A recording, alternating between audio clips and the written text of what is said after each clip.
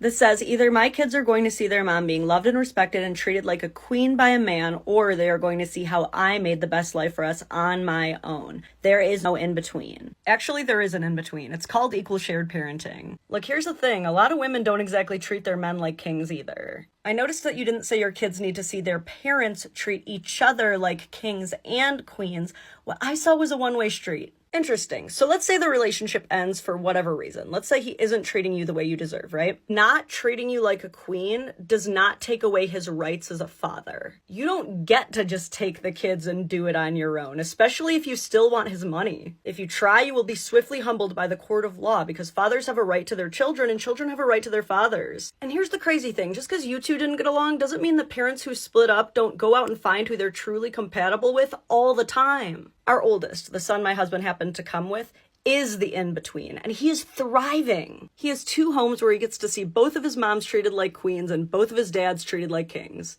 If either his dad or his mom took him and restricted the other parent access to do it on their own, he would not be thriving. I know you want to be treated with the utmost love and respect. I think we all get that. But threatening the father of your children with videos like this is not how you're going to get it. New Ick Unleashed. You know, it was only 40 years ago that only 5% of fathers reported ever changing a diaper, and you're mad that the father of your child is, hold on, let me check my notes, spending time with his daughter. Oh, but we're the ones who must not be fun at parties. But that's not the only way not being a deadbeat has charted the top of the Ick List. Let's check out the others. And also can't do a cartwheel with their daughter, tread water, just drown, ride bikes, do the wave, go bowling, or have sepsis. Yeah, I found this one.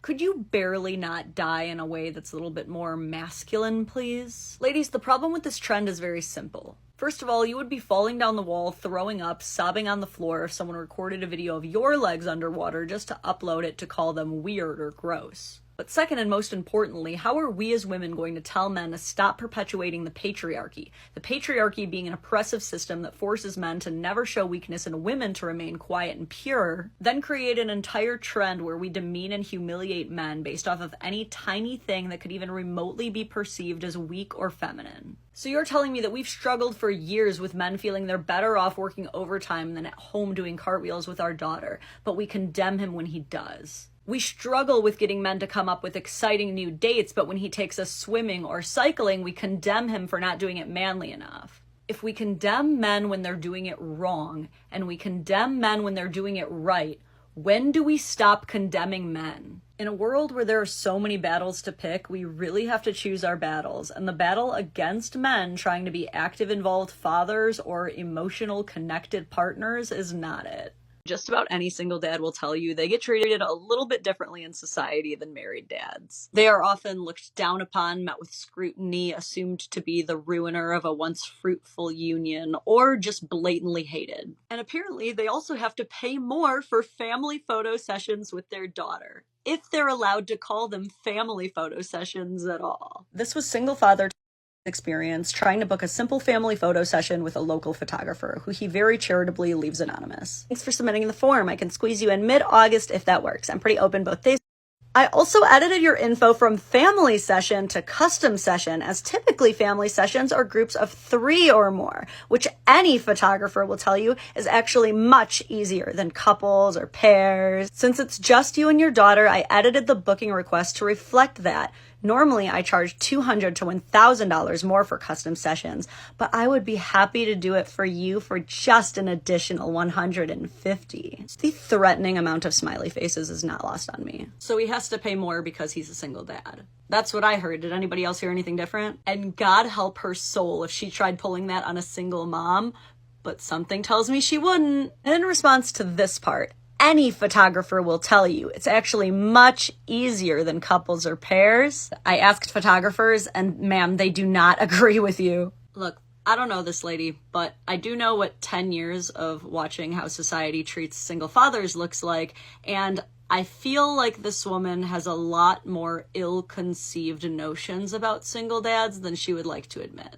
And I hate to bare minimum this, but to everybody who treats single parents with basic dignity and respect, thank you. Clearly it still goes a long way. It is time for the long-awaited Dadvocate rant on why I hate the term visitation. Okay, so I got triggered recently when I was shown a legal court document from a civil custody trial wherein there were no allegations of inappropriate behavior at all, where a father was ordered not parenting time, not custody time, but reasonable visitation time. Never you mind that this reasonable time was closer to 20% of the year than it was to 25% of the year, and never you mind that this man lived only 15 minutes away. But on a legal decision, you're calling it visitation. And I full well understand that when parents split, time has to be divided.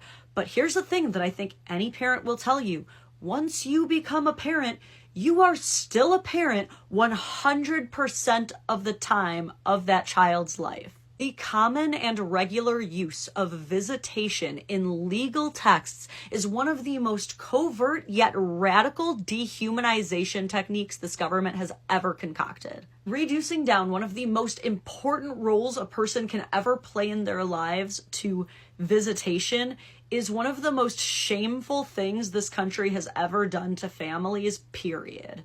I spit on every judge and legislator who allows that language in their courtroom. You don't even properly protect our children, so don't act like these merciful gods who are the ones granting us this time with our own children. Y'all sit up there in literal robes and demand these financial sacrificial offerings, and then you act so graceful to sprinkle on moments of time with our own flesh and blood. No, you're really just glorified time accountants, and your job is to be as reasonable and ethical as possible. Presenting parents' time with their own children as reasonable visitation, especially when the visitation is heinously unreasonable, is not ethical. And that is why I hate the term visitation. If you use the term visitation toward fit, active parents, I hate you. Thank you for coming. Bye. Okay, we have to talk about the Blac Chyna child support tweets. If you aren't familiar with the hip-hop community, and you don't have to be, Blac Chyna is a superstar who shares a daughter named Dream with Rob Kardashian on the left and a son named King with father Tyga on the right. I feel like I just read off people's Neopets names, but anyway. A couple days ago, Blac Chyna tweeted this. Yesterday I had to give up 3 of my cars. My reasons, morals, beliefs, being a single mother, no support. I'm a mama. Followed by single, no support, child support. I don't think anyone really knows what she meant by this tweet. Like, at first she makes it sound like she gave up the 3 vehicles for egalitarian purposes, her morals, her beliefs, but then in the same sentence, she implies that she literally had to give them up due to allegedly lack of support from either of the children's fathers. Which would be pretty sad to hear if true, but wait! Rob Kardashian almost immediately responded with, I pay $37,000 a year for my daughter's school. I handle every single medical expense. I pay for all of her extracurricular activities. I have my daughter from Tuesday through Saturday. Why would I pay child support? LOL. Then baby daddy 2 Tyga replies as well with, I pay $40,000 a year for my son's school and he lives with me Monday through Saturday. Why would I pay child support? LOL.